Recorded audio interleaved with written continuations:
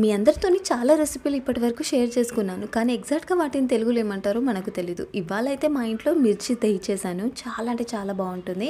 సింపుల్‌గా కూడా చేసేసుకోవచ్చు. సమ్మర్ స్పెషల్ అని కూడా అనొచ్చు. ముందుగా అయితే మిరపకాయలని శుభ్రంగా కడిగేసి ఇట్లా కాట్లు పెట్టుకోవాలి. దీనికోసం ఒక మసాలా ప్రిపేర్ చేసుకుందాము. కొంచెం ధనియాలు, జీలకర్ర, ఆవాలు వేసేసుకొని వేయించుకోవాలి. ఇందులోనే కొన్ని మిరియాలు, అలాగే కొంచెం శనగపప్పు లేదా పుట్నాల పప్పు అయినా సరే వేసేసుకొని వేయించేసుకొని ఒక జార్‌లో వేసేసుకొని ఇలా పౌడర్ చేసేసుకోవాలి. మరీ మెత్తగా అవసరం లేదు.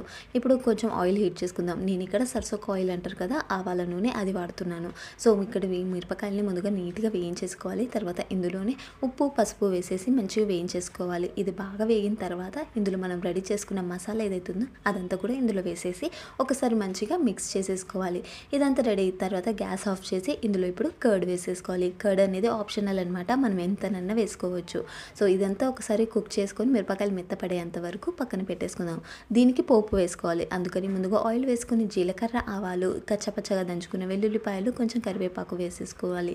ఇంకా దీన్ని మంచిగా తాలింపు పెట్టేసుకోవాలి. అంతే, చాలా సింపుల్ అండ్ చాలా ఈజీగా రెడీ అయిపోయిందనమాట. సో చాలా అంటే చాలా యమ్మీగా కూడా ఉంటుంది. ఎంత స్పైసీ ఉండదు కర్డ్ ఉండడం వల్ల. సో మీరు ఖచ్చితంగా ఒకసారి ట్రై చేయండి. అండ్ దీన్ని ఎగ్జాక్ట్‌గా జొన్న రొట్టెతో తింటే మాత్రం చాలా బాగుంటుంది. సో చపాతీతో కూడా ఎంజాయ్ చేయొచ్చు. సో నచ్చితే లైక్ చేయండి. నెక్స్ట్ వీడియోలో మళ్ళీ కలుద్దాం.